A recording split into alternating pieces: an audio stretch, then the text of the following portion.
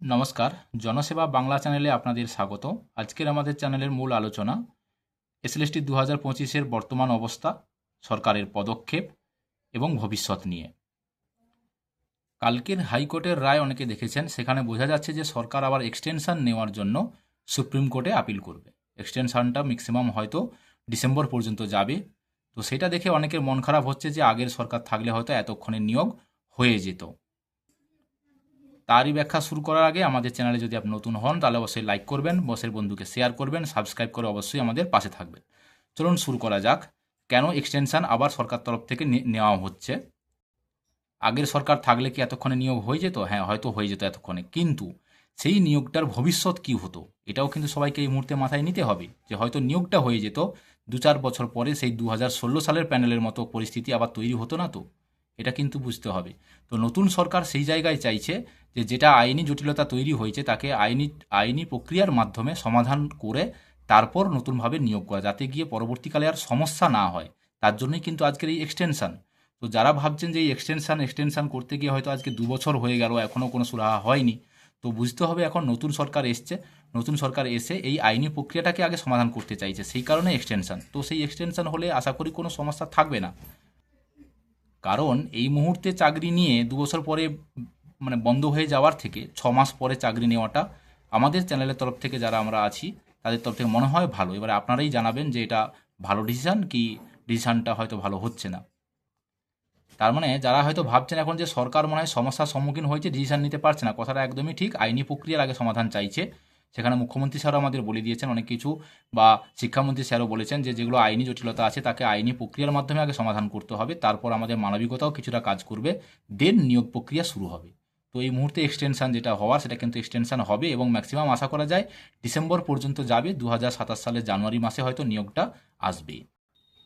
এখন অনেকের মাথায় ঘুরছে যে সমস্যাগুলো কোথায় হয়েছে। অ্যাকচুয়ালি এই 4টা মেন পয়েন্টে কিন্তু প্রবলেমগুলো তৈরি হয়েছে। এই 4টা মেন পয়েন্ট নিয়ে কেসও হয়ে আছে, যেগুলো দেখো ওবিসি সংরক্ষণ নিয়ে সবথেকে বড় সমস্যা তৈরি হয়েছে।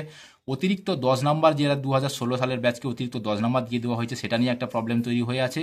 এবং 2016 সালের প্রার্থীদের সঙ্গে নতুন প্রার্থীদের একসঙ্গে পরীক্ষা যে নেওয়া হয়েছে সেটা নিয়ে একটা আইনি জটিলতা তৈরি হয়ে আছে। 4 নম্বর হচ্ছে ইডাব্লিউএস সংরক্ষণ নিয়ে একটা জটিলতা তৈরি হয়েছে। এই জটিলতাগুলো না কাটলে কিন্তু নিয়োগ প্রক্রিয়া দেওয়াটা ঠিকঠাকভাবে হবে না। আপনাদের কি মনে হয় কমেন্টে অবশ্যই জানাবেন। প্রথম কথা হচ্ছে যে ওবিসি সংরক্ষণ নিয়ে কি সমস্যা তৈরি হয়েছে। দেখেছেন আপনারা যে ওবিসির ওই 77টা যে জনজাতি, 77টা জনজাতিকে ওবিসি সংরক্ষণ থেকে তুলে নেওয়া হয়েছে এবং 17% যে রিজার্ভেশন ছিল সেই রিজার্ভেশনটা তুলে এখন 7% সরকার লাগু করতে চাইছে। তো সেই প্রেক্ষিতে 2025 সালে কি হবে আপনাদের কি মনে হয় কমেন্টে জানাবেন।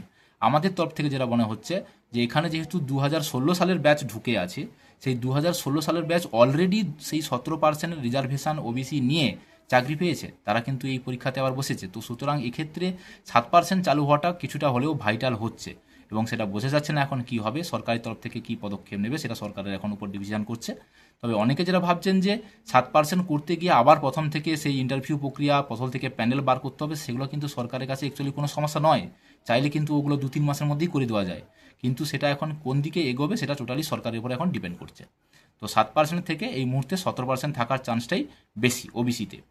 2 নম্বর যেটা হচ্ছে যে অতিরিক্ত 10 নাম্বার দেওয়া নিয়ে যে সমস্যাটা তৈরি হয়েছে, এই 10 নাম্বারটা কিন্তু টোটালি হাইকোর্টের উপর ডিপেন্ড করছে এখন কি করবে।